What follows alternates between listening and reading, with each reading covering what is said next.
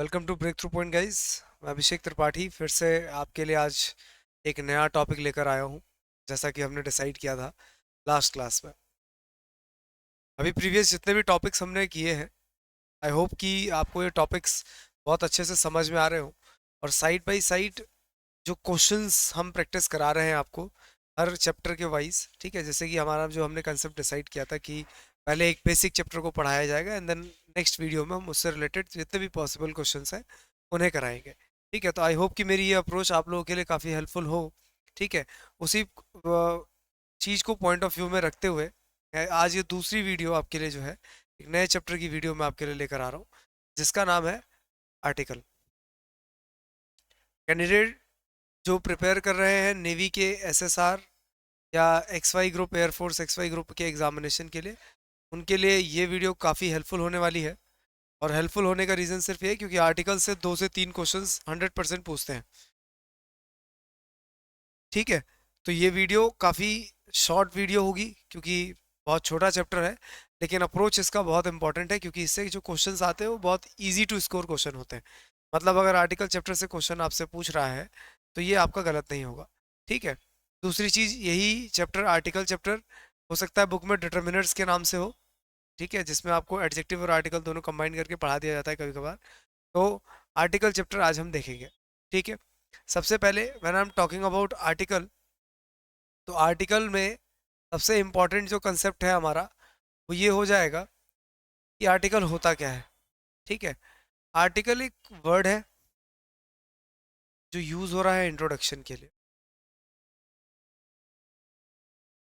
ठीक है, किसी भी वर्ड को, खासकर इंट्रोडक्शन के लिए, जब हम किसी वर्ड को यूज़ करते हैं किसी नाउन के इंट्रोडक्शन के लिए, तो उस वर्ड को मैं कंसिडर कर सकता हूँ कि वो वर्ड मेरा जो है क्या है, आर्टिकल है। ठीक है, अब इसमें जो सबसे इम्पोर्टेंट चीज़ है वो क्या है, आर्टिकल जो है हमारा ये 2 तरीके का होता है। कई बार बच्चों से क्वेश्चन पूछने पर कि आर्टिकल कितने होते हैं तो वो कहते हैं 3 आर्टिकल्स होते हैं, ए एन और द। नहीं, ये गलत आंसर है बेटा। आर्टिकल आपके सिर्फ 2 तरीके के होते हैं। एक है आपका डेफिनेट और दूसरा है आपका इनडेफिनेट। ठीक है, अब डेफिनेट जो है, क्योंकि ये फिक्स्ड है और ये वहां पर हमेशा यूज किया जाएगा जहां पर things are already known to you, already known है, जानते हैं आप पहले से। ठीक है, तो जो भी ऑलरेडी नोन चीज़ें होंगी या जिसकी ऑलरेडी हम बात कर चुके हैं, ठीक है, ऑलरेडी हम उस चीज़ के बारे में बात कर चुके हैं, तो वो हमारा जो है यहाँ से शॉर्टलिस्ट होगा। डेफिनेट होने पर आर्टिकल द का यूज़ होगा। और इनडेफिनेट में हम बात करेंगे आर्टिकल ए और एन की।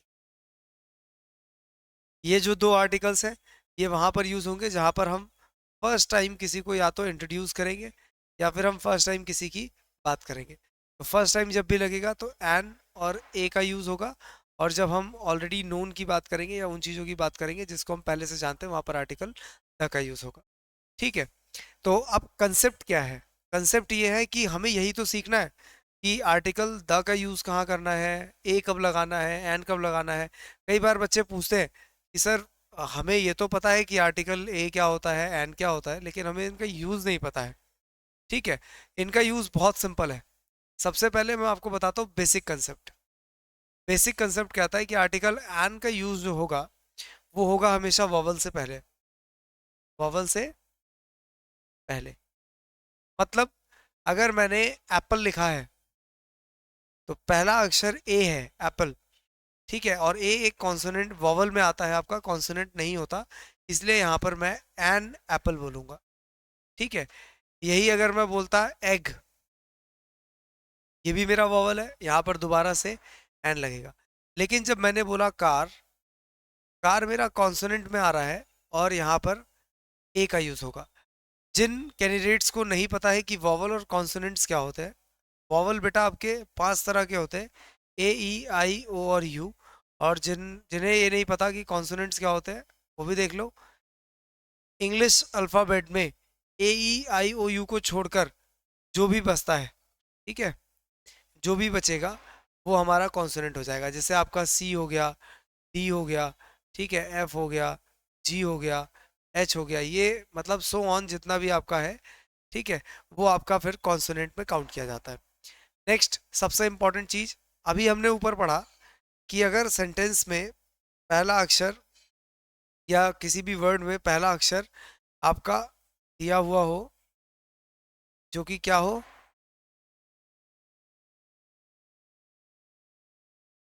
कॉन्सोनेंट हो, अगर पहला अक्षर कॉन्सोनेंट होता है तो मैंने आपसे कहा था कि आप ए लगाइए। लेकिन यहाँ इन दोनों एग्जाम्पल्स में आप देखेंगे कि जब मैंने ए हॉर्स बोला तो ये ठीक है, जब मैंने ए आवर बोला तो ये गलत हो गया। ऐसा क्यों? यहाँ पर भी एच है, यहाँ पर भी एच है, यहाँ भी ओ आ रहा है, यहाँ भी ओ आर आ रहा है। ठीक है, कंसेप्ट ये है बेटा कि जब भी, अब आपको जो मॉडर्न रूल का रूल है वो याद रखना है, मॉडर्न इंग्लिश का, कि जो भी वर्ड मेरा होगा, जो भी वर्ड मेरा होगा, जैसे मैंने हॉर्स बोला और आवर बोला, जो भी मेरा वर्ड होगा इसका मैं देखूंगा प्रोनाउंसिएशन।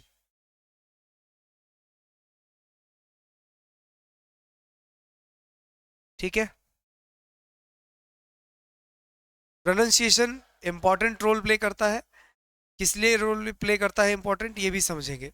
ठीक है, प्रोनाउंसिएशन का जो काम होता है वो ये काम होता है कि जब भी आप सेंटेंस को फ्रेम करते हैं या जब भी आप सेंटेंस में या किसी वर्ड में आप उसको उच्चारण कर रहे हैं, तो उसी उच्चारण के बेसिस पे फिर आपको आर्टिकल का यूज करना है। अब फॉर एग्जांपल मैंने हॉर्स का प्रोनाउंसिएशन किया, और हॉर्स का प्रोनाउंसिएशन करने पर पहला अक्षर जो मेरे पास आ रहा है वो आ रहा है हा। ठीक है, वहीं दूसरे अक्षर के प्रोनाउंसिएशन में, आवर के प्रोनाउंसिएशन में पहला अक्षर जो आ रहा है वो आ रहा है आ। ठीक है, अब ये जो हॉर्स है, ये हॉर्स हा है। और हिंदी की जो वर्णमाला होती है, हिंदी वर्णमाला के अनुसार अ से लेकर अंगा तक अगर कोई भी शब्द आता है तो वहां पर हम उसको ट्रीट करेंगे आर्टिकल एन से, और वही अगर क से लेकर ज्ञा तक के बीच में कुछ भी आता है तो उसको हम ट्रीट करेंगे अ से। यही रीजन है कि जब मैंने हॉर्स बोला तो का और ज्ञा के बीच में हा आता है, तो यहाँ पर आ गया ए हॉर्स। और जब मैंने बोला आवर, तो अ से आहा के बीच में आता है आ, जो कि आवर का पहला अक्षर है। ठीक है, आवर का पहला अक्षर है आ, और हॉर्स का पहला अक्षर है हा। इस रीजन की वजह से आवर के साथ लग रहा है एन। तो अभी जो कंसेप्ट समझाया है उससे ये समझने वाली चीज है कि प्रोनाउंसिएशन, हिंदी में कहूं तो उच्चारण, उच्चारण सबसे ज्यादा महत्वपूर्ण या इंपॉर्टेंट है आर्टिकल के यूज के लिए। जब भी आर्टिकल्स का यूज करें, आर्टिकल जहां पे भी आपको लगाना है उसके बाद वाला जो अक्षर है इसका उच्चारण जरूर देखें। ठीक है, इसका उच्चारण जरूर देखें। ऐसा ही एक एग्जांपल मैं वॉवल के लिए लेता हूं। मैंने बोला यूनियन, ठीक है, और वही मैंने कहा यूनिवर्सिटी।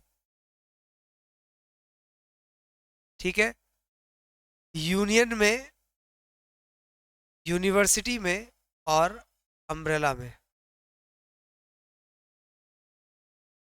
यूनियन में पहला अक्षर आ रहा है या, कुछ इस तरीके से इसको लिखा जाएगा। यूनिवर्सिटी में भी ये आ रहा है, और अम्ब्रेला में पहला अक्षर जो आएगा वो अ आएगा।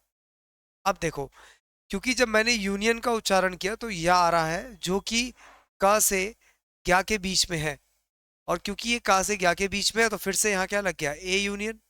ठीक है, यूनिवर्सिटी में ए यूनिवर्सिटी, और अम्ब्रेला के आगे आ रहा है, इस वजह से एन अम्ब्रेला बोले। ठीक है, आई होप कि ये कंसेप्ट आपको समझ में आया हो। उच्चारण पर सबसे ज्यादा ध्यान देना है। ठीक है, दूसरी चीज जो सबसे इंपॉर्टेंट है, चलेंगे इसके रूल नंबर 2 की तरफ। ये हमारा रूल नंबर 1 था जो प्रोनाउंसिएशन के बेस था। ठीक है, रूल नंबर 2 कहता है किसी भी सेंटेंस में अगर डजन, मिलियन, 100, 1000, कपल, ठीक है, ऐसे वर्ड्स आपको दिए हुए हैं, तो मेक श्योर कि इनके साथ हमेशा आर्टिकल ए का यूज करिए। ठीक है, एन का यूज यहाँ नहीं होगा, और दा का यूज आप कर सकते हैं, लेकिन वो अगर दोबारा से उसके बारे में बात होती है तो। फिलहाल क्योंकि हम आर्टिकल ए और एन का पॉइंट ऑफ व्यू देख रहे हैं, तो हम सिर्फ उसके हिसाब से चीजें देखेंगे। यहाँ पर इन सभी वर्ड्स के साथ आपको आर्टिकल ए लगाना है, एन का यूज नहीं करना है। ठीक है, रूल नंबर 3 देखेंगे। तीसरा कंसेप्ट कहता है कि अगर किसी भी सेंटेंस में, ठीक है, या किसी भी स्टेटमेंट को फ्रेम करते समय आपको ये वर्ड दिखाई दे जाता है, इसको आप कह रहे हैं पर। एग्जाम्पल ले लेते हैं। मैंने कहा पर KG, per hour, per month and so on. ठीक है, हम इसको यूज करते हैं और हमें नहीं लगता कि इसमें कोई गलती होती है, लेकिन ग्रामेटिकली ये गलत है। क्यों? आप कभी भी कोई सामान लीजिए, इस तरीके से मेंशन होता है 50 पर केजी, तो इससे क्या समझ में आया? पर एक्चुअली ये एक सिंबल है।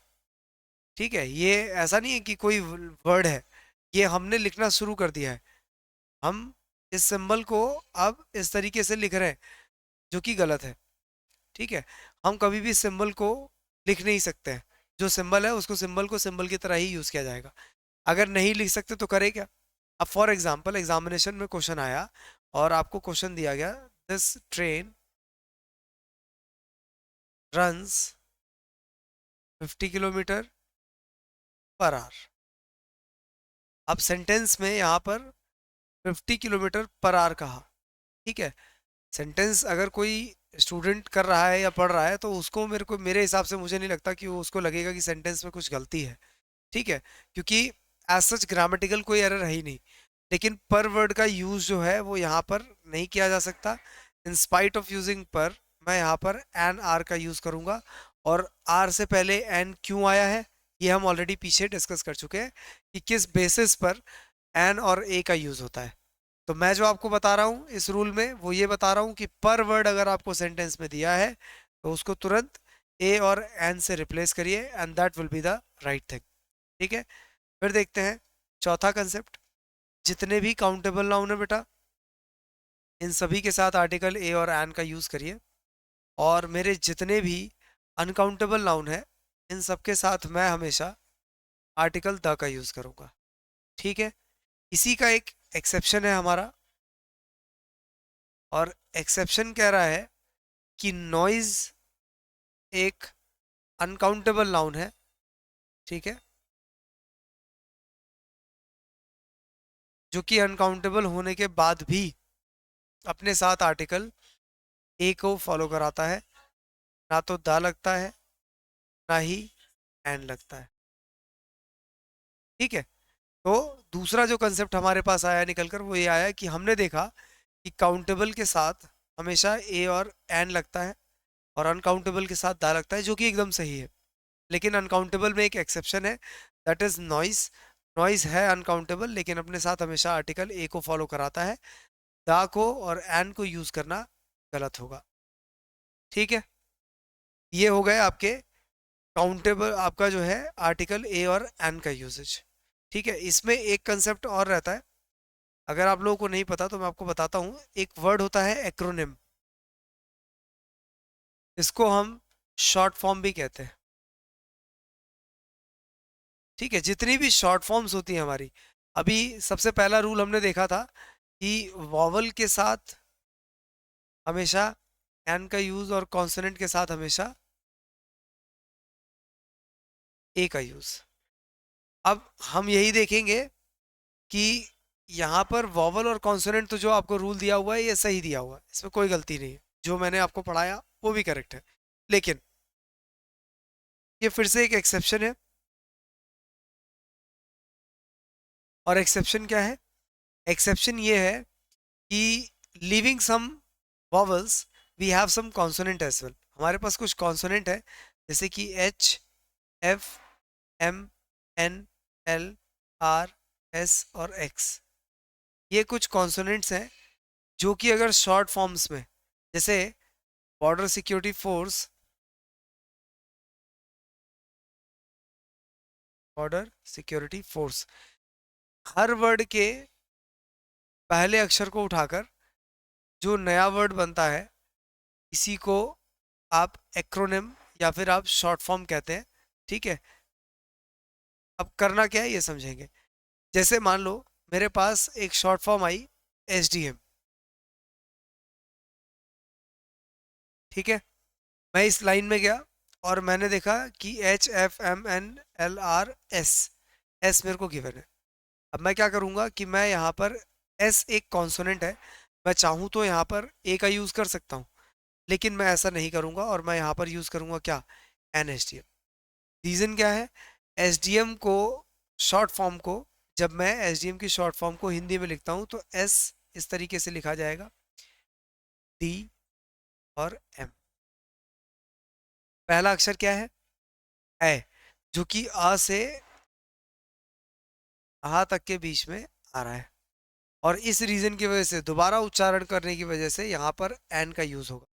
लेकिन यही अगर एसडीएम की फुल फॉर्म मेंशन होती, यानी सब डिस्ट्रिक्ट मजिस्ट्रेट वगैरह जो भी होता है, ठीक है, तो ये जो सब है, ये सब जो है इस तरीके से लिखा जाता है। पहला अक्षर क से या के बीच का है, और इस रीजन की वजह से यहाँ पर भी हम क्या यूज करते, ए सब डिस्ट्रिक्ट मजिस्ट्रेट यूज करते हैं। ठीक है।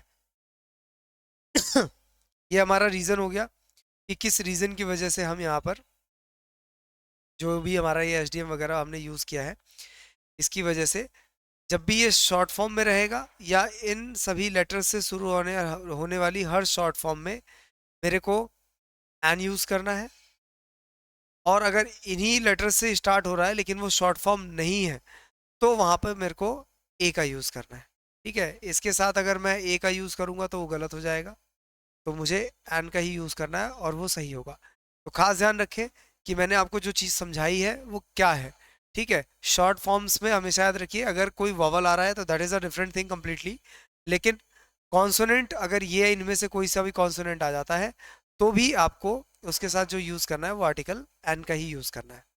ठीक है, अब मूव करते हैं हम आर्टिकल द के तरफ।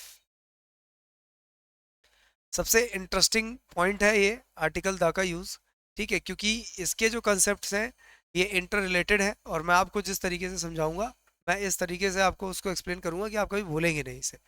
ठीक है, सबसे पहली चीज आर्टिकल द का यूज, कुछ यूनिक चीजें हैं हमारे पास जिनके साथ नहीं होता, और कुछ यूनिक चीजें हैं जिनके साथ आर्टिकल द का यूज होता है। अब यूनिक चीज जिनके साथ आर्टिकल द का यूज नहीं होता वो ऐसी कौन कौन सी हैं, तो इसमें कुछ एक्सेप्शंस मैं आपको देता हूँ, जैसे हेल है, हेवन है, और गॉड है। कभी भी आप देखो, आप कभी नहीं बोलोगे go to the hell, go to the hell नहीं बोलते, हम बोलते हैं गो टू हेल।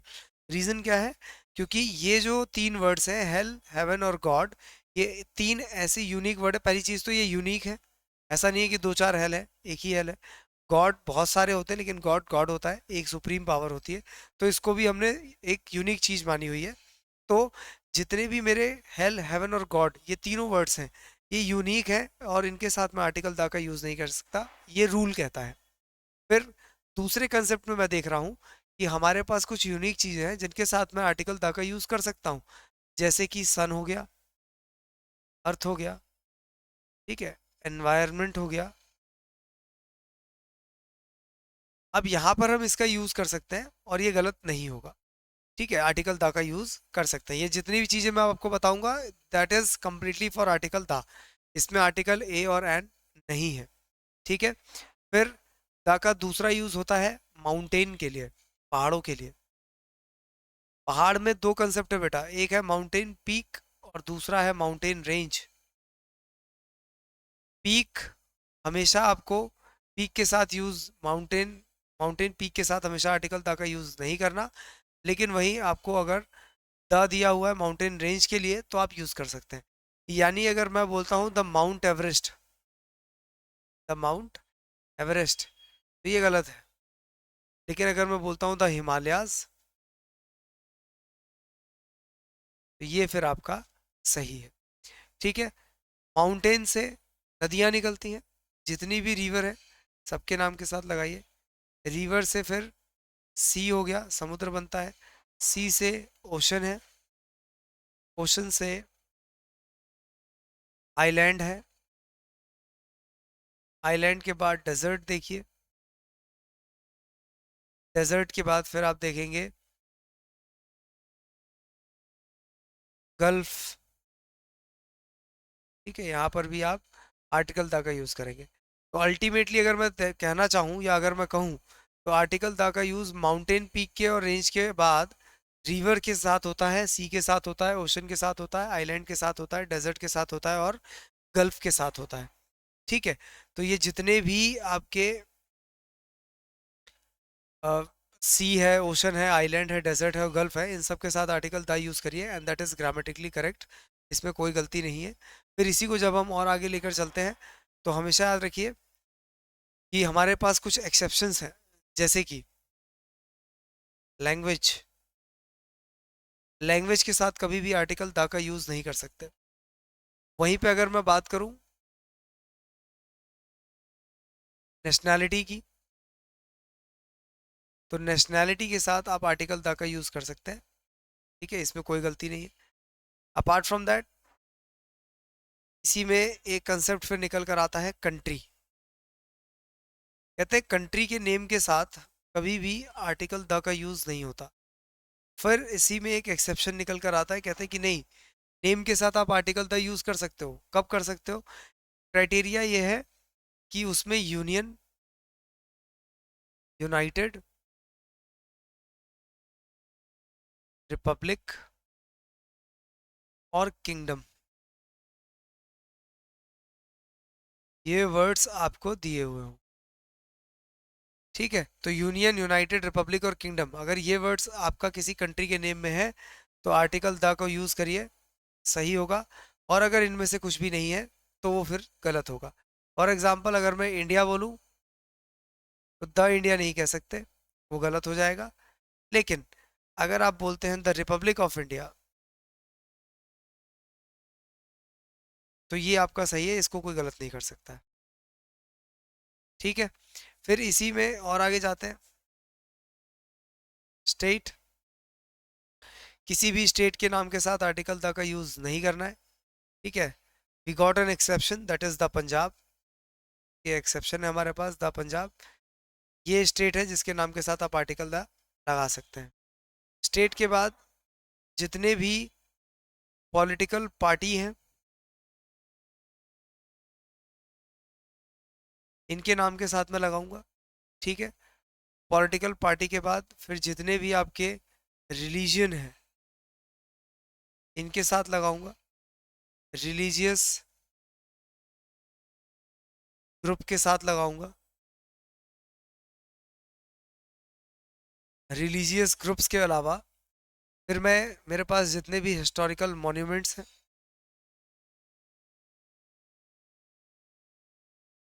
मैं इनके साथ भी यूज़ करूंगा। ठीक है, इसके बाद जब और आगे चलते हैं तो हिस्टोरिकल मॉन्यूमेंट्स के बाद जितने भी आपके रेलवेज हैं और एयरवेज हैं के नाम के साथ लगा सकते हैं। मेक श्योर इसमें एक पॉइंट याद रखना, पर्सनलाइज्ड नहीं होना चाहिए। ठीक है, मतलब क्या है पर्सनलाइज नहीं होने का मतलब क्या है? किसी व्यक्ति का नाम नहीं आना चाहिए, व्यक्ति का नाम नहीं आना चाहिए। ठीक है, फॉर एग्जाम्पल यहीं से मैं एक कंसेप्ट आपको समझाता हूँ। जितने भी रिलीजियस बुक्स हैं सबके साथ लगाते हैं। यानी अगर मैं कहता हूँ द रामायणा, ये सही है। लेकिन वही जब मैंने कहा द तुलसीज रामायणा,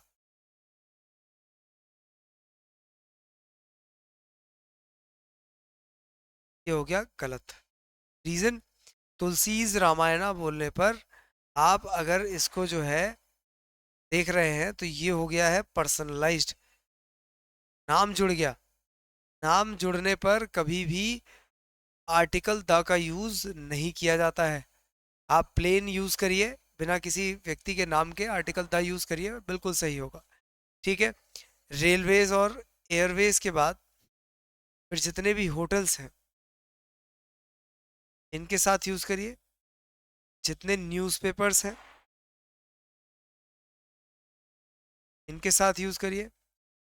स्पोर्ट्स के नाम के साथ नहीं लगाना है, लेकिन स्पोर्ट्स ट्रॉफी के साथ आप यूज कर सकते हैं और इसमें कोई गलती नहीं हो। ठीक है, फिर इसके बाद जो सबसे इम्पोर्टेंट है आपका, वो ये है कि जितने भी आपके डिजीजेज हैं ठीक है, देयर इज एक्सेप्शन। डिजीजेस कोशिश करिए कि जितने क्रॉनिक डिजीजेस हैं उनके साथ यूज़ करिए। ऐसा नहीं कि हर छोटी मोटी बीमारी के साथ लगा देंगे, फीवर वूवर के साथ नहीं लगता है। ठीक है, हम कभी नहीं बोलते कि I am suffering from the fever, I am suffering from fever होता है। ठीक है, डिजीजेस के बाद जितने आपके इन्वेंशंस हैं आप इनके साथ लगाइए, जैसे for example the train, the bus, the aeroplane, ये इन्वेंशंस हैं हमारे। इसके बाद जितनी भी रैंक्स होती हैं, designations, the captain, the major, ठीक है, इन सब के साथ लगाइए।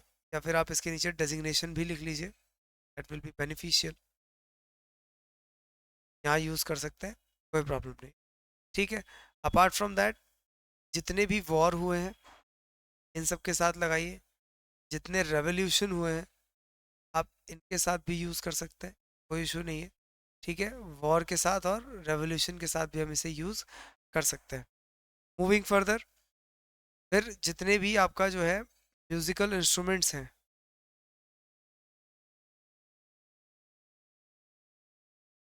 हम इनके साथ भी यूज़ कर सकते हैं, इसमें भी कोई इशू नहीं है। ठीक है, लैंग्वेज और नेशनैलिटी हम ऑलरेडी देख चुके हैं। ठीक है, तो ये जो टॉपिक था आपका आर्टिकल का, इसमें जितनी भी इम्पोर्टेंट चीज़ें हैं वो मैंने आपको मेंशन करा दी है। ठीक है, कंसेप्ट ये है कि हमें ये पता होना चाहिए कि मैं किस जगह पर किस आर्टिकल का यूज़ कर रहा हूँ, और इसको और बेहतर समझने के लिए, ठीक है, मैं नेक्स्ट वीडियो में इसके क्वेश्चंस लेकर आऊँगा। अभी मैंने आपको जो बताया है ये आपका बेसिक आर्टिकल है, जिसमें मैंने आपको बताया है कि किस तरीके से आर्टिकल ए और एन का यूज़ होता है और आर्टिकल द का यूज़ कहाँ कहाँ हो सकता है। ठीक है, इसमें इंपॉर्टेंट डेट्स वगैरह भी आप मेंशन कर सकते हैं। ठीक है, ये सारी चीज़ें आप जो है याद रखें। इस वीडियो को कंप्लीट करने के बाद फिर जब आप क्वेश्चंस करते हैं तो आप पाएंगे कि आपको बहुत इजीली क्वेश्चंस आपसे आप सॉल्व कर पा रहे हैं।